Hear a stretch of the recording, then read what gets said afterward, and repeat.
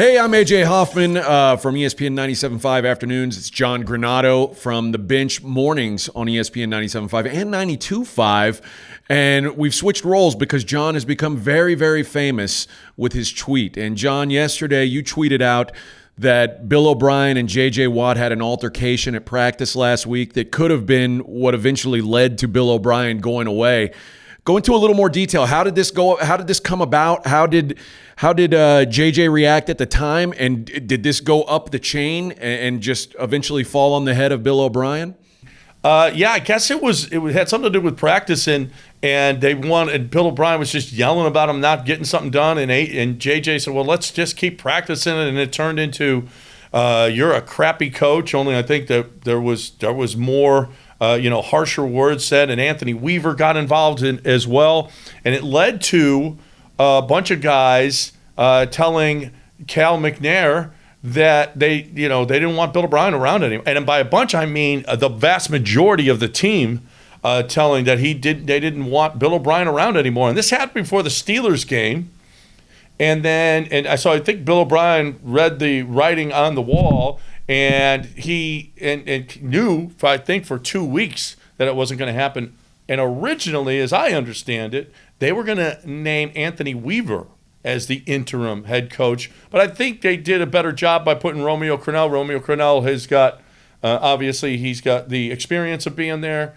He's older now, and I don't know that he's quite the same. He's not the same guy that he was when he was a head coach. But you're going to put too much on Anthony Weaver's plate. He's got enough to do, trying to get this defense to be actually halfway bad because it's been horrible. They've been horrible defensively, and I think it'll certainly help playing Jacksonville this week. But it wasn't the reason. There's been plenty of reasons to fire Bill O'Brien, but I think it was the straw. Everybody thought it was the Minnesota game. It wasn't the Minnesota game. It's this entire environment that Bill O'Brien created, and it wasn't only them. I mean, he had issues with the equipment staff. He had issues with the training staff. He really, really pissed everybody in that building off, and I think it pissed off, and he pissed off the fan base. Let's face it.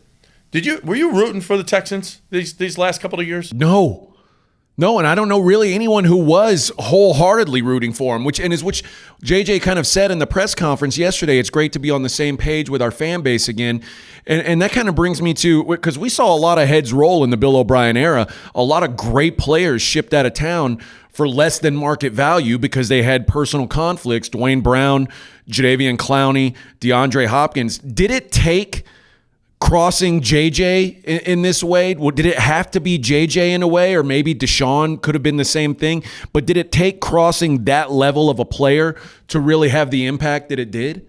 Well, yeah, because JJ's white. So, but it was an issue on my timeline that it took a white guy to get this done. A black guy, Jadeveon Clowney, DeAndre Hopkins, Dwayne Brown, get rid of them. But, man, you piss off JJ and piss off that white guy, and you're out of here. I mean, not that I don't believe that it's true. I don't think it was a racial thing, but it is a coincidence that it ended up happening that way.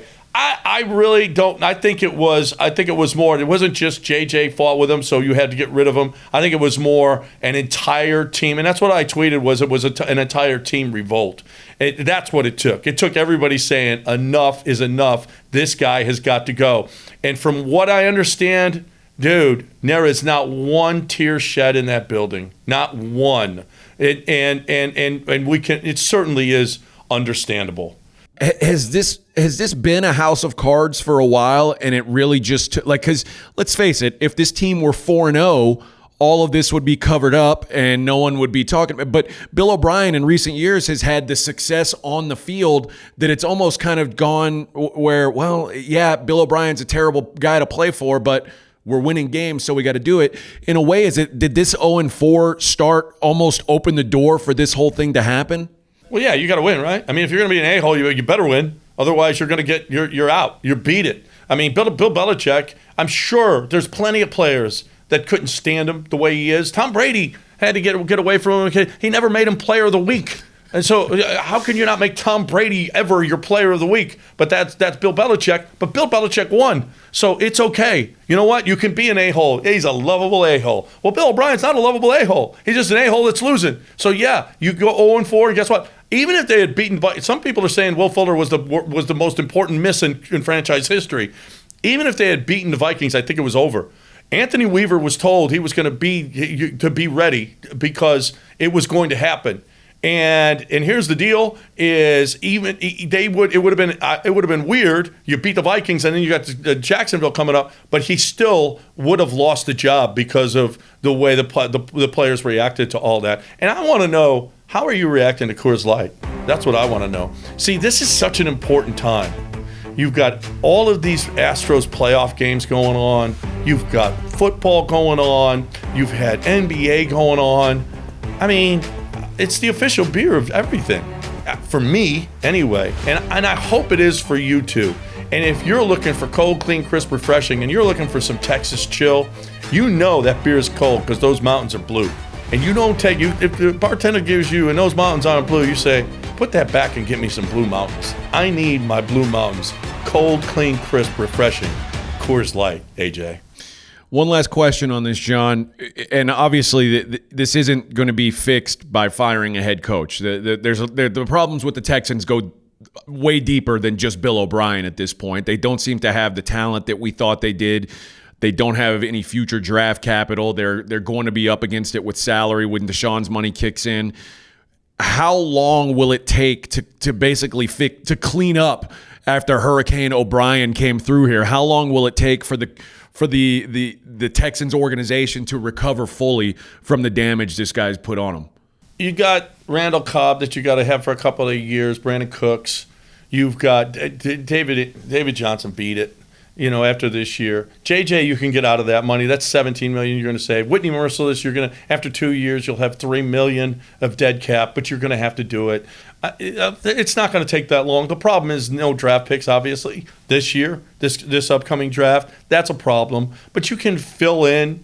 I think you're looking at a 2, 3, but you've got Deshaun. Now, Deshaun's got to play better. That coaching staff. Now, I heard behind the scenes too. Coaching staff is none too pleased with number 4. Number 4, he needs his whoopee DeAndre Hopkins, and Sean Ryan is an undervalued loss for Deshaun Watson, in that Bill O'Brien ran his quarterback coach that he liked out of town, and that has set Deshaun back. But you know what? Number 4, play better. You know what? You got to hit guys in stride, and you got to hit them. Just because you don't have a guy that can win all these 50-50 balls, well, then throw better balls and get them to a guy who can catch them. So this is squarely on Deshaun. And while they're not going to be good for another 3 years, I mean, really good where they can compete, they're still going to be okay because they've got number 4, as long as number 4 starts playing better. Yeah, and Bill O'Brien wasn't missing open guys. I mean, some of it does fall on Deshaun, and I think the pressure now is kind of squarely on him because everyone's been able to defend Deshaun for so long because, well, he's got this Bill O'Brien anchor attached to him. No longer the case, so pressure kicks in now. Deshaun's got his money. Bill O'Brien's not there to hold him back. We're about to see what Deshaun really is. Well, and we saw Deshaun after the game, and you and I both. I heard you talking about it, and I talked about it on our show. None too pleased with Deshaun saying, "I'm okay. I'm gonna have fun. That's all right. Listen, nobody's gonna take away my joy." Well, that's not the way you react to an 0-4 start. And JJ, we saw say, no, something's got to change around here, and we know what he was saying. Maybe it takes a little bit away from that on Deshaun because he knew my fun is good. I'm going to have fun again because Bill O'Brien is going to be gone. And that's a much better way to look at it because the way he was looking at it after that Vikings loss was like, whoa, Deshaun, we know you got your money, but this ain't fun for any of us.